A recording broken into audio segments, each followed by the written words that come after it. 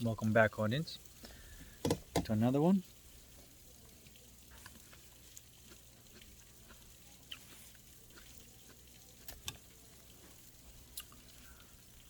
Every time you look at this video, you can see a little bit of a progress in my background. Maybe someday I'll show you what on earth is going on up in here. But for now, let's talk about consciousness. The first thing to get in order in this life. And some people say like, oh, we don't know what's the purpose of life. All this gooey, wishy-washy nonsense. The purpose of life is quite obvious. The purpose of life is to play the game of life and be fulfilling your soul desires. That's the purpose of life. That leads to soul growth, enjoyment of life. That's the purpose of life. But you may say like, no matter how much I tried, that's not working out for me. Well, the first thing I gotta say is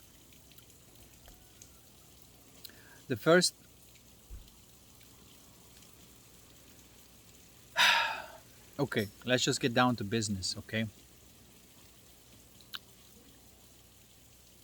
So, the purpose, let's just say, anybody, any living being will have a purpose, and that purpose will be some form fulfillment of the desire. There's a desire to accomplish something. And I don't care what that is. You can say like, well, I don't really want anything. I just want peace. And okay, that's what you want. It's still a desire.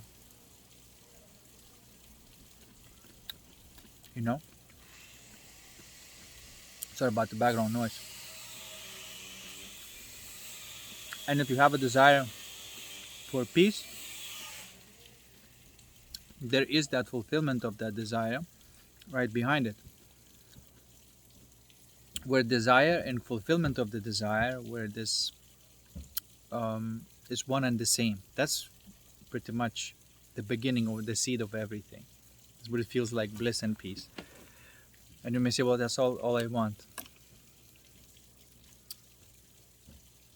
No, that's not all you want. That's just the beginning. That is just planting a seed. There's the whole taking care of the tree, watering, fertilizing, waiting for you. And then, only then, the fruit comes and you can enjoy the fruit.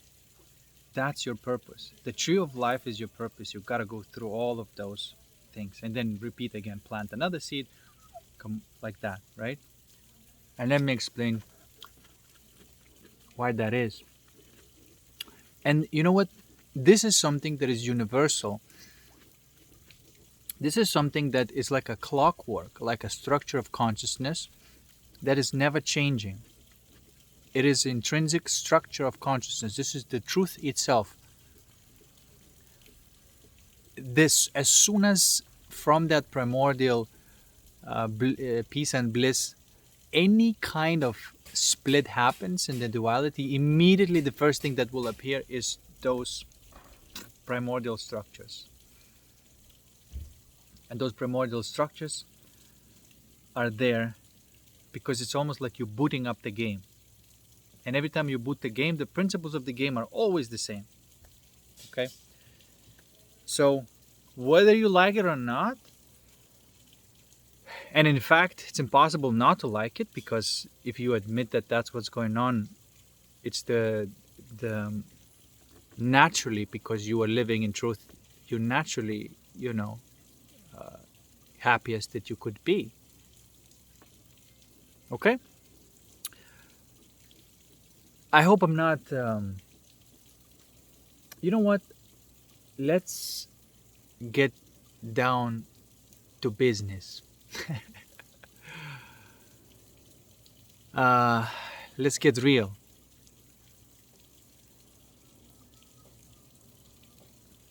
Okay, I just want to. What I'm trying to communicate here is that there is a purpose and it's universal, and we all share that. And it's structured the way you plant the seed, the way you cater the tree, and all that stuff. That's also we all share that also, because it's that people say one consciousness. Yes, it is one consciousness because the the the consciousness itself is one, and the content is individual. Okay,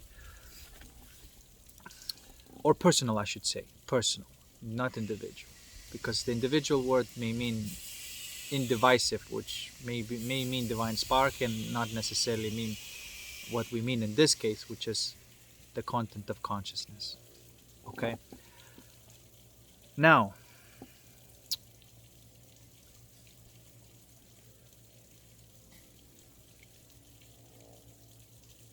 so how do you live your life? First of all, what I'm teaching here is the fulfillment of your soul desires. That's what I'm teaching. It's how you come about fulfilling your soul desires. Okay? Because I know that if you truly fulfill your soul desires, you can't get away without growing in your soul. You can't get away without learning how to use your mind, imagination, and you can't get away without actually physically structuring your life, learning skills that are necessary in order to accomplish that. Okay, fulfilling your soul desire. Now, saying that, I also have to say that it's specifically fulfilling your soul desires, not your ego tantrums. Okay? What I'm teaching is directly opposing ego tantrums. The ego wins, and you know, we use the same word desire, like soul desire, ego desire, but we're supposed to use a completely different word. That's why I'm saying that tantrums and desires, they're different, and they are opposing each other. This is why I'm not teaching this insistence of what your ego may want, right? In fact, the very thing of how you complete your soul desire, the very thing of an ego has to be dissolved. So that part of you that wants that, uh, you know, whim to be, com- fulfilled, it's a type of evil act because there's only either soul desire or ego tantrum. So I hope I'm communicating this right. Okay, they are opposing. They're complete and total opposites of each other. This is why I'm. If you are, want to get like your specific person, or you insist on some dysfunctional relationship that never works, but you insist that it's something is there, and you looking for something, that's your ego tantrum. And my teachings are completely opposite of that. In fact, every time I fulfill my soul desires, it's becoming more and more difficult for you to fulfill your ego tantrums.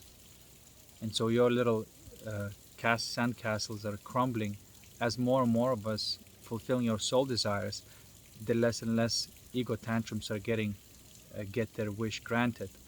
Okay? So if you're on that side, you can gladly call me your enemy. I am your enemy. But if you want to fulfill your soul desire, truly what's there, by dissolving the ego structures in your heart and figuring out, first of all, what you really want in your soul, you may need to discover that first. And that, then it's not difficult to fulfill. And that's what I'm teaching. Okay? The difference may be, using popular dynamic, ego may want specific person, soul may want or does want loving relationship. That's what soul wants a loving relationship, and the person is the second into that. If the person does not fit in the loving relationship, it's not fitting. That's it. It has to fit. So you keep on manifesting a loving relationship, and the universe will bring the person that fits. And if it doesn't fit, then that's not it. Ego may want to be, may get... Okay, let's just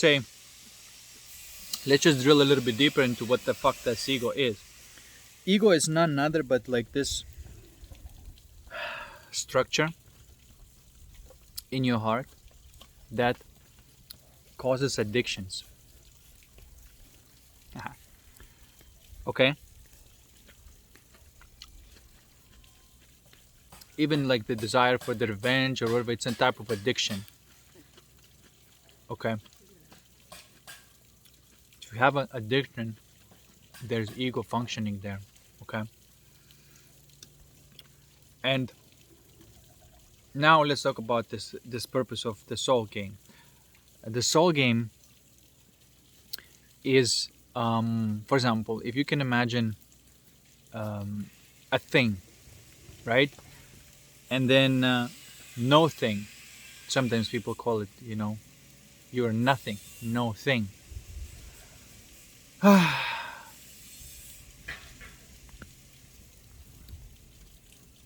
The language is tricky in this case because it's not really pointing what it is. When there's no thing, there is the complete and total energy out of which the thing structures itself. Energy, the yin, feminine, thing, consciousness, yang, masculine. In the previous video I messed up and I said yin is fire and masculine. It's not right. Yang is fire and masculine. Yin is feminine. Okay? So that's the way you have in the soul, when you have that state in between a thing and no thing, or like the matter and energy or spirit. Spirit is just another word for energy. So let's just call it matter and spirit. Okay? And so when there's this state in between neither matter, neither spirit, that's when you have that flux of energy, and it's neither air, neither fire, neither water, neither earth. What's that in between of all of those things? And sometimes people call it plasma, which is undifferentiated energy that is just about to pop into, differentiate into something. And that's what you want in your soul. You want all the matter in your soul, all the things in your soul, to dissolve back into this infinite flux of energies that is undetermined yet. And so that's how your heart becomes infinite. That's the whole point of the soul game, is to dissolve all the matter to become something people call it empty. But it's not empty, it's a pure potential. And your soul feels at peace and possibly in some degree of bliss. Then that's, you got it right. Like you alchemized to that state, where that is. And that is through facing your negative emotions,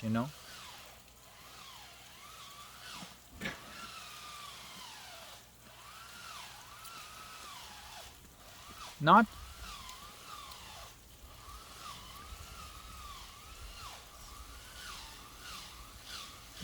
there's a specific word I'm using word facing, but it's not a concentration. I want to differentiate those two. Concentration is what you do when you just try to isolate the thought, the thing. That's a brain capacity, and it is useful. but is useful in the physical and practical means. It's not what I'm talking about. What I'm talking about, let's use another word, attention. It's not an effort. It's just becoming aware of that thing without trying it to isolate it, without trying it to make anything out of it. It's just complete and innocent observation. Not even observation, just okay, we can call it observation, but you want to be the thing itself. That negative emotion, you want to become it. Because when you become no separation between you and negative emotion, that's when it goes back into that 0 point, because there's no one there to experience it as negative. So that's the first skill that we all have to learn. And what do you do with negative emotions? We call negative emotions. Actually, in fact, the way I see everything structured through physics, lens of physics, is that all emotions are negative, and what they produce when they are completely aligned and alchemized is no longer an emotion. So for example, joy is not an emotion anymore. Joy is, you can call it, type of spirit. Ecstasy is not an emotion anymore. Why am I saying it's not an emotion? You can call it feeling, that's another word, because emotion is still insinuates that there is emotion there that hasn't been resolved yet. But when that motion becomes in a state of neither emotion, neither non-motion, if you will, that's when you are in the energy, spirit, or the feeling state. And that's what you want in your soul. You want the pure spirit in your soul. And your soul has to be pure and full of the spirit, those rainbow colors. And so I'm myself, like, I'm observing and I'm learning those feelings and the states, and I'm trying to see, is like, okay, what is this freaking feeling? And sometimes, for example, I would be feeling like this very cozy, fuzzy feeling, like you can call it like an extreme comfort in your body. And then I realized what that is. It's a sense, you can call it sense of security or comfort, in whether my body is comfortable or not is irrelevant. My soul is feeling secure and comfort and cozy. And so there's this certain type of feeling that I'm feeling, and it's fuzzy kind of feeling. It's very pleasant type of feeling. And then I realized, like, oh, that's the red. That's the red. And so I'm familiarizing myself with what those feelings are. And the feeling is not a sensation. I'm going to get to the sensation about the body, but this is not it. The feeling is the soul matter. It's the soul matter. Or the subject of the soul is the feeling, okay? And then sometimes I feel like this orange, which is like a joy. It's very kind of giddy energy, feeling, I should say. You can call it energy, spirit, or feeling. We're just putting the same different words on the same phenomena. And so, and that could be intense, and the more intense it gets, the more you would call it, the more it becomes ecstatic, I suppose. And so sex is usually experienced through this orange color. And I realized that the orange color is the degree, like this playful mood, giddy mood. If you intensify the same state, then there might be laughter, and then you intensify that feeling even more. Then it gets into, some sort of like sexual, orgasmic, and ecstatic. It's all orange on its own intensity. And there are yellow, green, and so that's why I love these colors. They allow me to familiarize myself with the feelings that are actually going on inside of me from which I can create things. Okay, so if the white light would be this bliss and peace and the ultimate stillness, from there it can go into rainbow colors, specializing it, right? If you need more security in your life, then you may go into that state of coziness and feeling secure and cozy, and then you may think about something or imagine something what that may look like, but it's not very deliberate. You see, it's like when you place things right, your job becomes very easy, because it's almost like you press this button and then the cascade of action, then you press this button, cascade of action. That would be, it's a deliberate type of creation, but it's not effort driven, if I'm communicating this right. Okay, so every time there's a negative emotion you alchemize, you're going to experience like some degree of these colors, and whatever you experience, the positive feeling after, you may see what's that like. For example, I sometimes, when I feel the feeling of love, again, it can go from just like a gentle sort of like a gratitude to perhaps like appreciation, and then going into intense feelings of love. That's all green color. Okay, this is why like I bought these bands and I'm wearing them just for me to familiarize with the feelings. Like, this is something that I should have been taught when I was 5, but no one uh, no one did that. So that's why I'm learning right now through my own experience at 40, you know, or whatever the age I am. I don't know. I know. I know my chronological age. Oh. Anyway,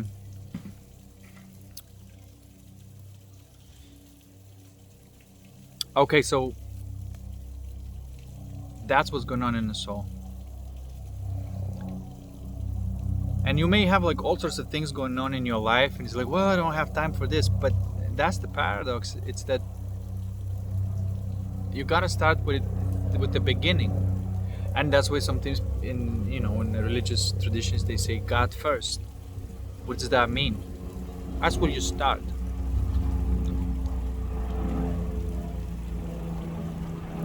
And you start with alchemizing negative emotions. Okay. So addiction is the same thing. You see that we use a lot of words for the same thing. For example, I'm gonna go into sensations in a moment, but a habit, for example, we use the same word, but it could be different. It could be psychological habit or physiological habit. We don't want any psychological habits. None. But we want a lot and good physiological habits. And that's why sometimes in these teachings they say like this umbrella statements, like, oh, we have to rid of conditioning, and so the people rid of all the conditioning and they become vegetables. No, you rid of conditioning of your heart. You're rid of your conditioning of your heart, and you condition your brain with skills, with all sorts of ways of how do you live in this life, protecting your assets. You know what I'm trying to say? Like, you still need to have a lot of skills and navigate this world in an intelligent way. And so, but you condition your brain, not the heart. That's why this word Satan is not bad. It's only bad when you are not passing its test. When you're not passing its test and it has a capacity to record something in your heart, that's when the shit goes wrong. But you got to employ the Satan to do your physiological biddings, meaning that it has to be employed in creating a skillful memory, right? Creating skills and abilities which is again all one same thing. It's basically a type of conditioning your brain. It's supposed to be employed in that, and it's a code, and it's supposed to be used for physiological conditioning. Sometimes people say like Buddha heart, demon hand, and there's another way of saying what I'm saying. Is that, but I don't know if that's a good saying, because then it's no longer, there's a difference between a demon and daimon, or daemon. I should say daemon and demon is different. Demon is a structure, memory structure in your heart, creating malice in the world, automated. Daemon is a structure in your brain, creating things in the world, automated. But one is technologically viable, another one is creating malice. Okay? So everything has to be put in its right place. Nothing is out of place. And so that's why the activity that you may be spending so much time not knowing that you on the run to revenge at somebody. You may have like, oh yeah, somebody did me wrong, but now I'm gonna prove it that whatever, that fuck you to these people or whatever. And it's kind of still it's like a vengeful motivation. You still have not found your soul desire. That's still ego tantrum. That makes sense, right? And it's just not worth it. You got to alchemize all of that. And because fulfilling your soul desire, that's what's worth it. Ego tantrum is never worth it. It's even if you do fulfill it, it's a short-lived dopamine release, and then crash again. So it's just not worth it going in that direction. Okay. So you start from this. For example, if you living your life and you say like, where do I start?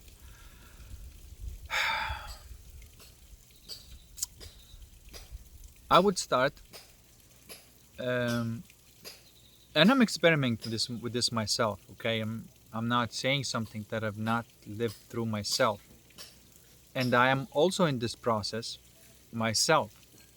Okay, and just because I'm saying all these things doesn't mean that mean like I'm a master. I'm still,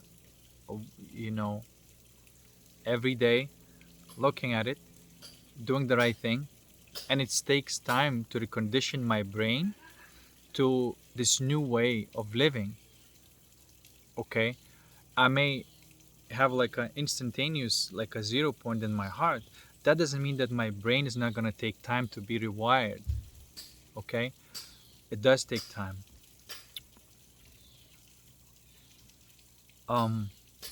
Okay. One thing that I want to say now.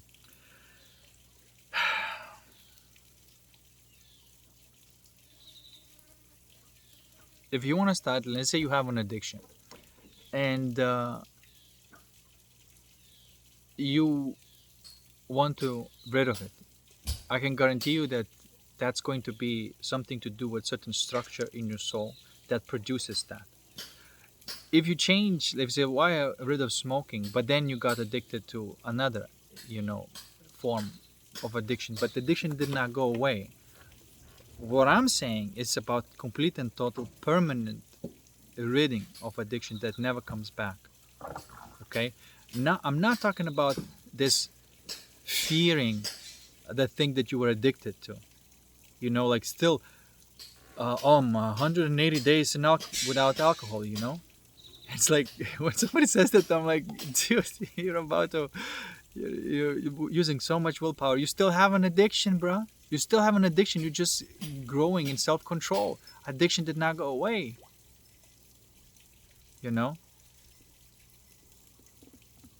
But what I'm saying, I'm interested in ridding this addiction because it's exactly the same thing as growing in your soul. It's not something that you there's something wrong. But we all start with that. That's the thing. Like we boot up this game, and we have these distortions, as I always say, and these distortions are in your soul, waiting to be alchemized. But you see, nobody is telling us that. But imagine if like the child is growing and you teach a child, um, what do you do with like those negative emotions? Because the child will be very quickly interested in say like, I do want to feel good, I don't want to feel bad. And you can teach a child how to feel good by alchemizing these emotions. And so, emotionally independent child. And that's why like this is the first thing that needs to be taught to any kind of person. um,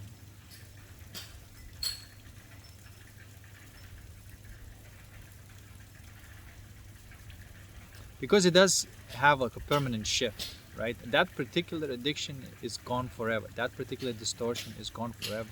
And then there is a certain type of uh, state of consciousness or a feeling that is ready to be accessed by you on demand. If I, for example, if I want to feel this red type of cozy feeling, I just focus on it and it's there.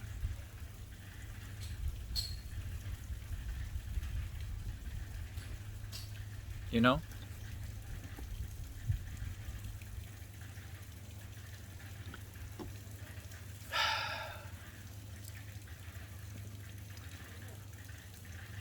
And then I may imagine what form I would like to take.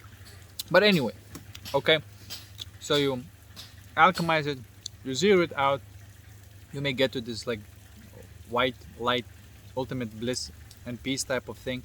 And then from there, it may split into 7 colors. The personal, and then there's 3, 5 actually, universal.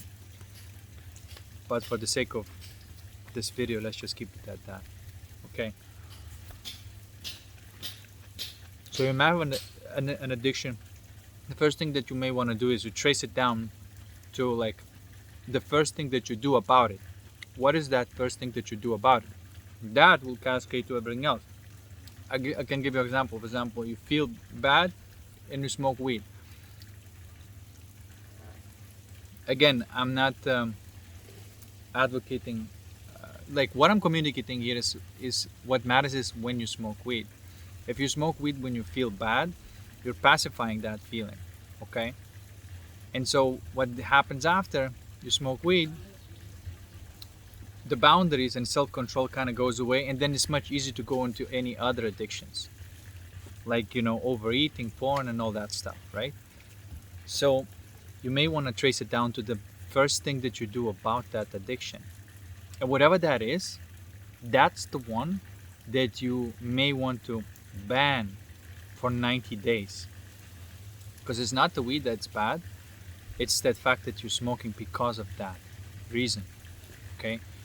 If you smoke weed for the celebrations and any other events, gatherings with friends, stuff like that, and if you do it like once a month or whatever, it's all right. If you don't have an addiction, it's not dangerous to you. You see what I'm trying to say. So we are interested in ridding of the addiction. And when you do that, you may see sometimes people with withdrawal effects, but that's what it's coming out. That's that pain body, if you will. It's coming online. But now that you're ready, you may say, you may give yourself, 90 days. I'm not doing this thing that I'm doing to pacify my negative emotion. I'm going to look at the negative emotion. I'm going to be with it, and I'm going to stay with it, and I'm going to do this 0 point thing, whatever that may mean. Okay, and I'm going to look for direct solution with it. It's just going to be my consciousness, that thing, and until we become one. and it may be, look, it may be strong transition, it may be very strong transition. This is why the permanent transition is not easy. It is like sometimes like it's like giving birth. You do end up in a state where you want to back out, and you do end up in a state where you're just like you can back out. You see, and you gotta go in there, and you think that it's going to be even worse if you do, but then that's when the release comes. I'm just communicating the big transitions, the permanent transition. But if you go through that tunnel, if you go through it, you have a permanent, you never need to worry about this in your life ever again. That's why it's worth it. But then that's also why very few actually go through it, go through that tunnel of permanent fix of the addiction, you know. But others don't want to do this when it's time, and then they're forced to do it later. But this system that we live in this reality, eventually it's not gonna let anybody to get away with this thing. Okay? It's little by little. More and more people fulfilling their soul desires, getting justice. Less people with black magic are being successful. And to me, that's like awesome. Because a lot of people took that esoteric knowledge and said, fuck it, I'm not gonna do this work, I'm not gonna pay my dues, it's too hard. I'm just gonna get all the good stuff out of it, but I'm not gonna pay my dues and let some other people suffer out of for me. Clever motherfuckers, but they're the ones who are going to be on trial. Actually, they're not clever at all. That's what you would describe. If anything, if there is an idiot or an imbecile, that would be it. That's an act of an idiot, because it's the least intelligent thing that anybody can do. Because they basically submit themselves to automated, malicious way of being when they do that. And they never fulfill their soul desires, they only fulfill their ego tantrums. That's the direction of a villain. But anyway, besides the point, let's just talk about the specific fulfillment of your soul desire. So whenever you cut out and you voluntarily say, or I'm not going to do this, be prepared to actually deal with it. Okay? And you may need to take some time and say like, hey, I'm just going to take some time and in some place by myself, isolation, but still not too far from the civilization in case in emergency or whatever, right? Like you put yourself in that type of situation, and for that particular purpose of go through that transition. And you may take some, a little bit of mushrooms with you or whatever to facilitate that, but don't rely on it. It's don't rely on it because you want to do it yourself. Okay, you want to do it yourself. But if there's a lot of stuckness there and those boundaries need to be kind of moved up a little bit, maybe it's a good idea to microdose a little bit and then face whatever things comes out. Okay, and so that's what you would do by yourself. Nobody's help but close enough to the people around you if they're in case of emergency. But you go there yourself, completely alone. You have to do this yourself. No one else going to do this for you. Okay?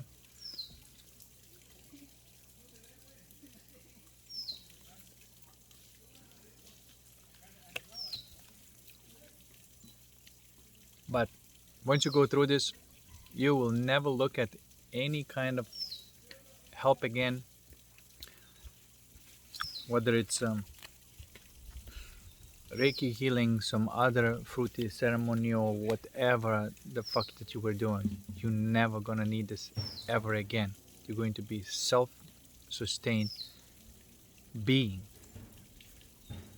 And that's the first order of business. If you don't do that, if you don't start living from your heart, nothing else is going to be about this. You see? You cannot skip this. If you skip this, you still have the same thing, and you're still going to be motivated by the same thing. And you may be like, well, I shouldn't be. You have like this call in your heart, and it's forcing you to do the things that, morally you can say like, well, no, I shouldn't be doing this. And then you have like this moral identity that fights the identity that is don't want to do anything moral. And so you have an internal conflict. Nothing is resolved. But you rid of it at the source, and then it is resolved.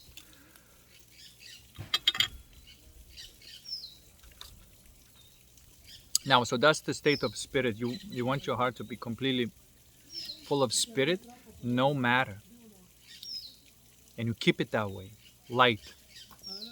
Then that's the work of the alchemist. And by the way, you don't need anything else besides the capacity of your attention and awareness, the point and the circle, as they call it, and what's in between the point and the circle. And you can point to you can find with your attention to anywhere, like what is the tension inside of you, and you can find everything else around you.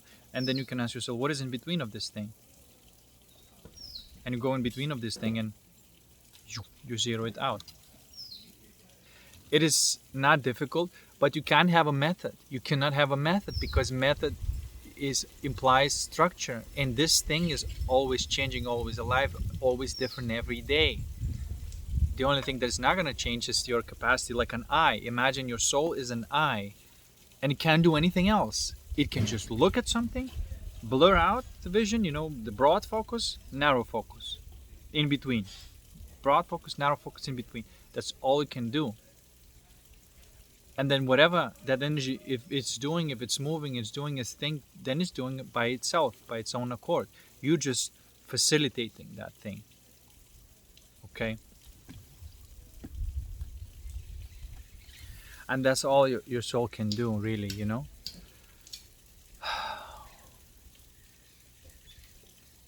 Then, when you're full of that spirit, then it goes into mind. Now, mind is something that is neither spirit, neither matter. It hasn't solidified into matter again. This is why the use of your imagination is so important. Because now you can take that spirit and shape it in the way you want it to be shaped. Okay?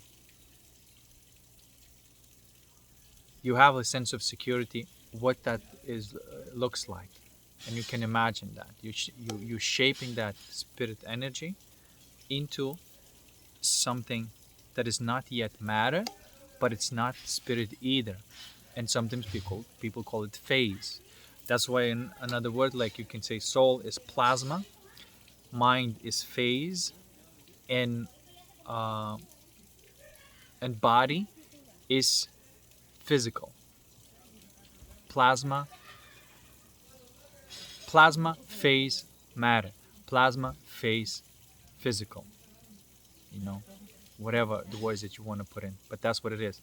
It comes from like undifferentiated, then it differentiates into something, and then solidifies into matter. And so it just keeps going like that. Okay? But the first in your soul, you have to get rid of matter, turn that matter into spirit, take that spirit, shape it into whatever form, the patterns that you want to create, and you let that solidify in the physical world. And then you may need to manipulate the physical world through skill, and so that fulfills your desire. Okay? Now,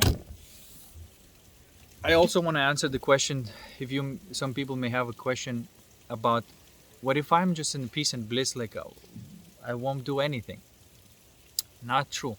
Because when you're in the peace and bliss in your heart, um, desire is not done. It's just a seed. Desire is not done.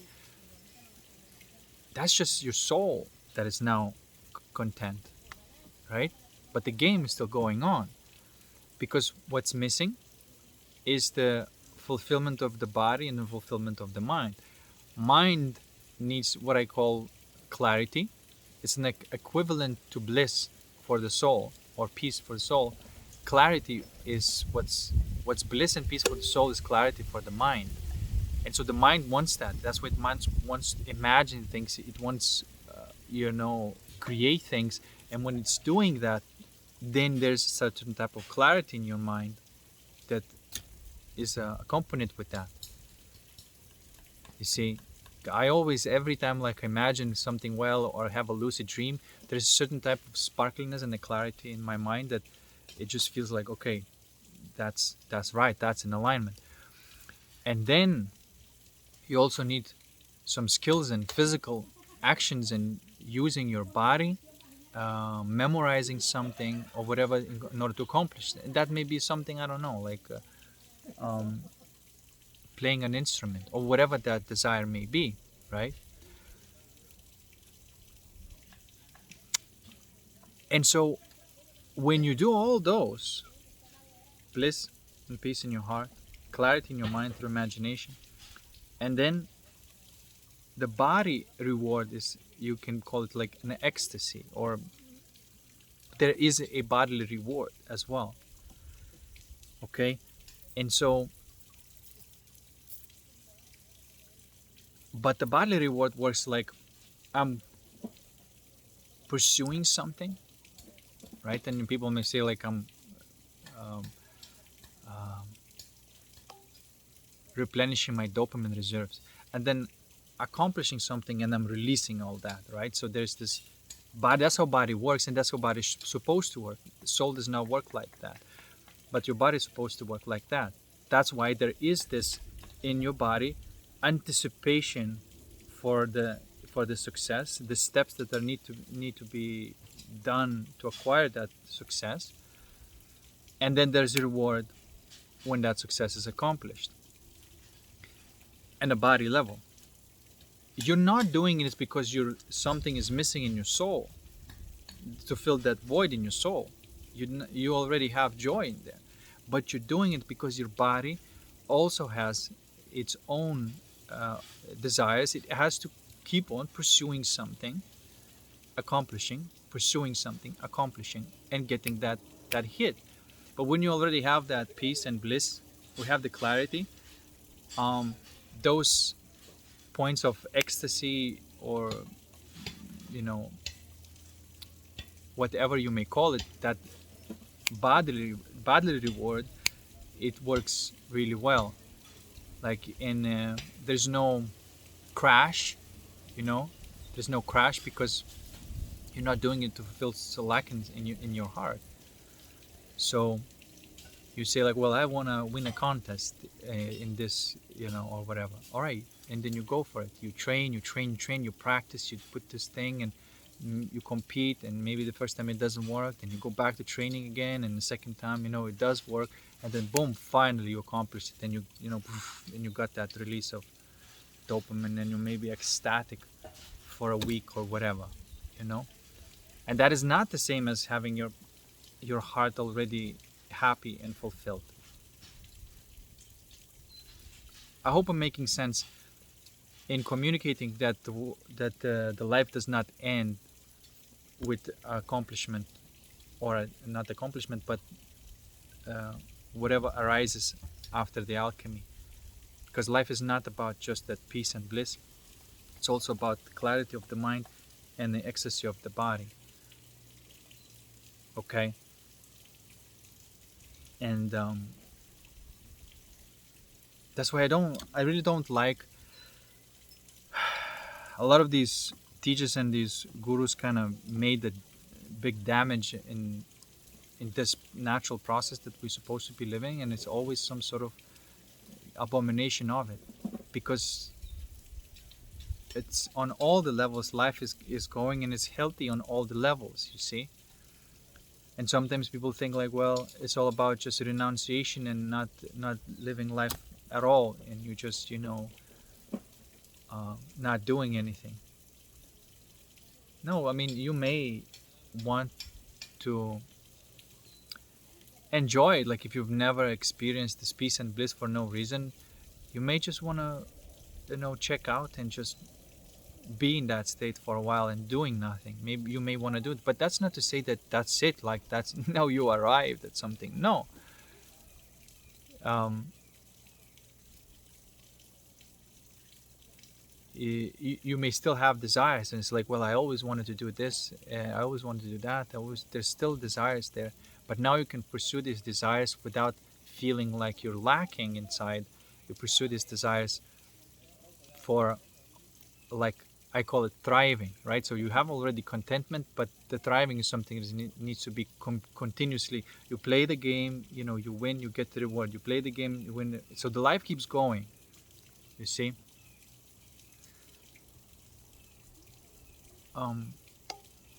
And it's fun, the reward and the punishment then it becomes not detrimental. I'm trying to say, like, if you play the game and if you don't win, it's not something that eats in your soul, because that thing is not there anymore. You don't take it seriously. You just play the game.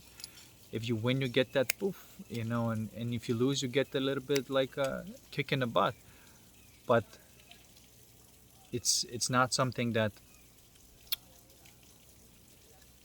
you rely upon.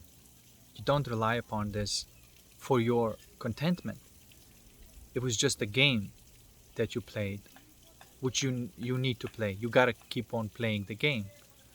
That's how the life works. And that's why, what I'm communicating is what I'm seeing, what I'm learning. I'm not renunciating the body, and you get these people to just sit doing nothing and then don't do anything with the body. That's not it. That's just not the full life. You've got to live fully, You can be the most blissful person in the world, and you may do some little bit of carpentry, creating some fucking whistles or whatever the fuck, whatever you want. But you got to have that motion of life that's not yet, but it's going to be through your body, through the act of your body. So because your body wants to move, your body wants to learn and move. So you got to keep your body happy as well. You keep your soul happy, your mind happy, and your body happy.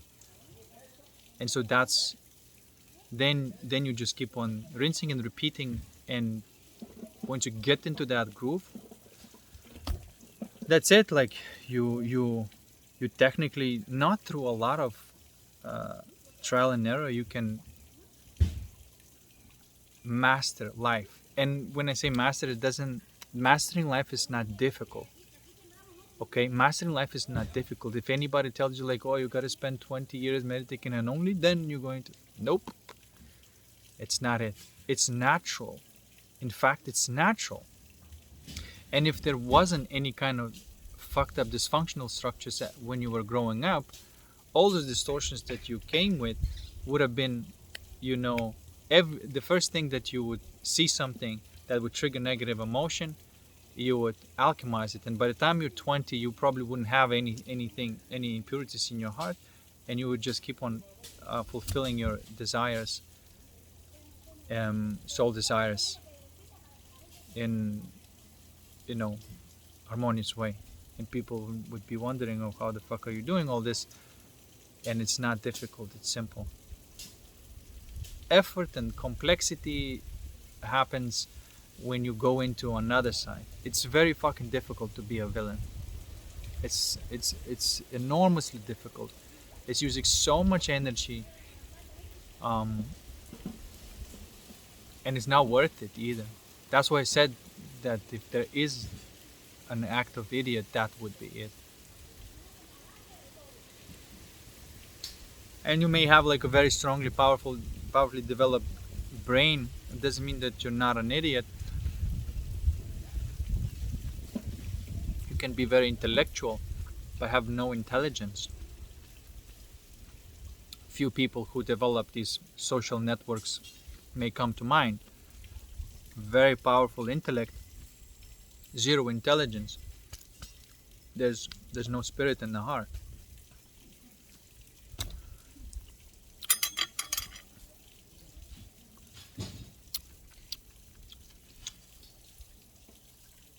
And spirit is the intelligence.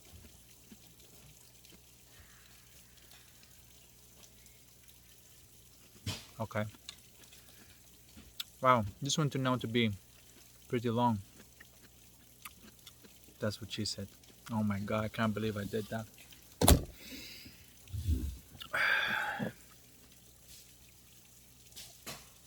Here I thought I'm on the moral grounds and I go and say something like that.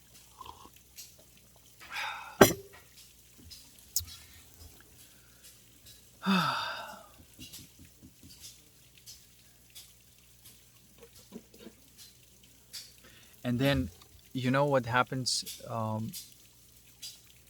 Ego becomes entertainment. Um, Pretending that you do have an ego is hilarious as fuck.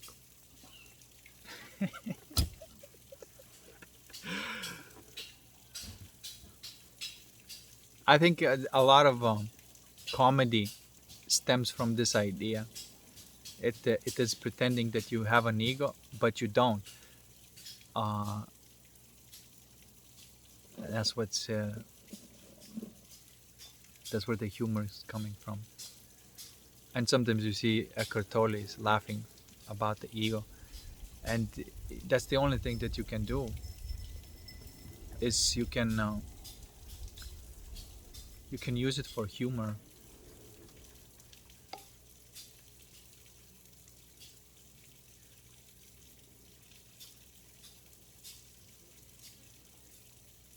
You know.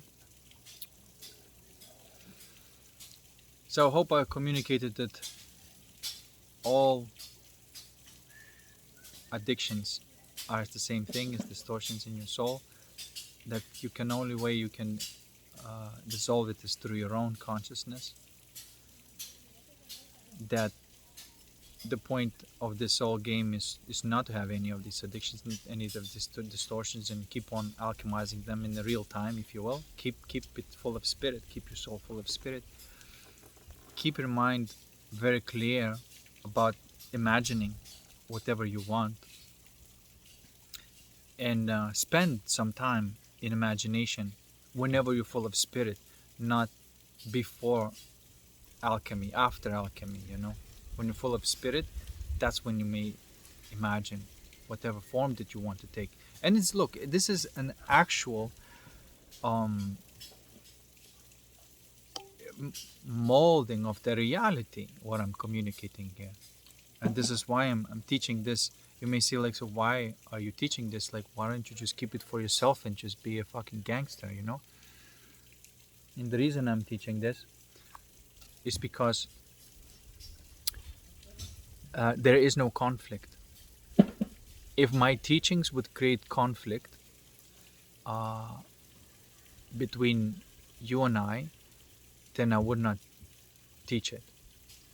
But what I'm teaching, you know, this is why I wouldn't teach you like how to manifest things, or how to manifest your ego tantrums, because then I would just be creating the enemies for myself, and that's retarded.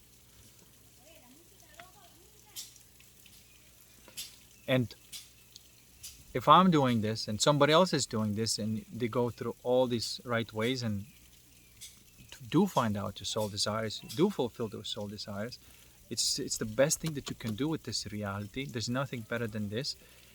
And there's some magical collaboration that happens. There's somehow fulfillment of your soul desire and fulfillment of my soul desire. Somehow they're connected, and they're creating, if you will, the light matrix, if you will. And nobody needs to be in charge of this, right? All I have to do is fulfill my soul desires, and you have to fulfill your soul desires, and something fucking magical is taking place. And nobody's in charge of that thing.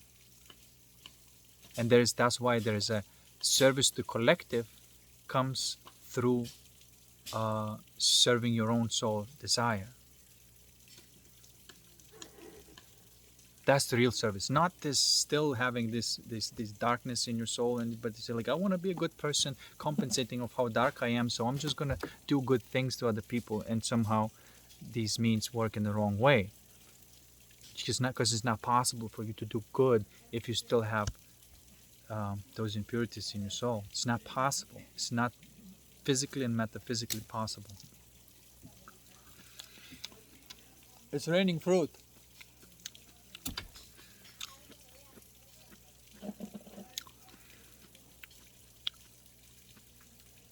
Okay.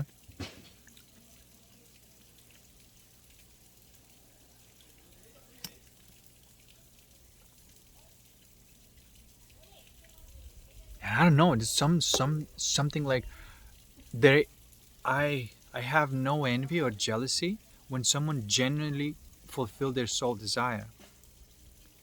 But it feels off to me when somebody is doing something, I can see that they're not coming from the soul. They're still coming from vanity. That feels icky to me. It's I don't like it. But if somebody just like genuinely comes through and fulfills their soul desire, and you can see that it's real, it's genuine, it's like very natural for me to feel happy for this. Really happy, not to say like, oh, I'm happy for you, but really, oh motherfucker, you did this or whatever, you know. It's just like a different.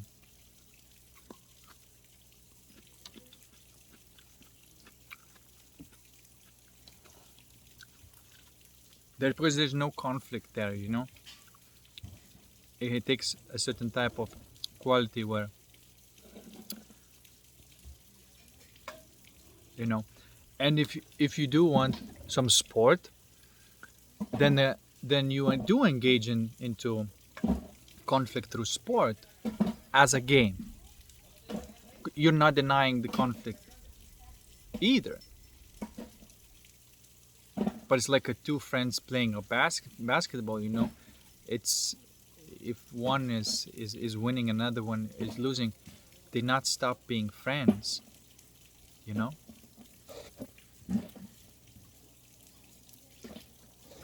And they mutually decide to engage in the sport, which is conflict based.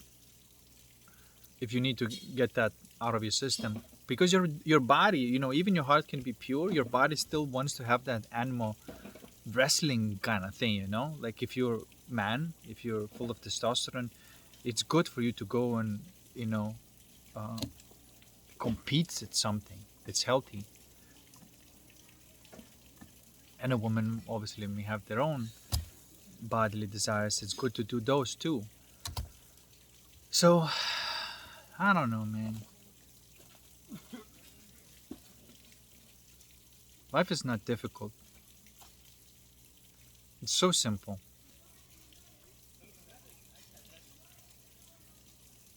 You just need to stop listening to these fucking helpers, you know. I'm not helping you. I'm not interested in helping you in that sense. Because help in that sense, it's like relying upon me.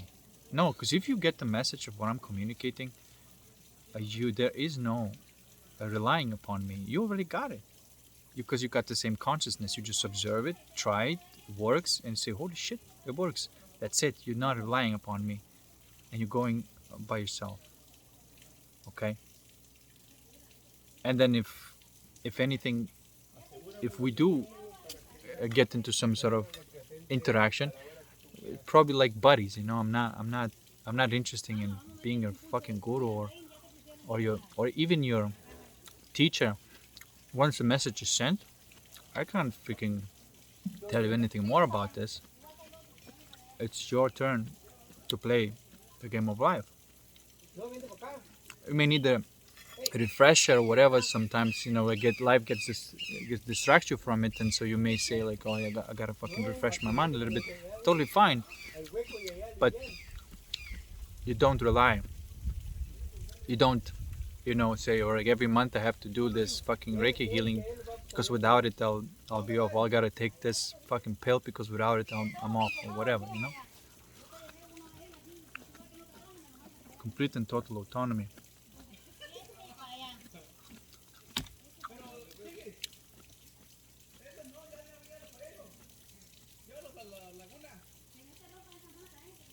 All right. Thanks for listening, and enjoy. Enjoy your game time. Peace. See you next one.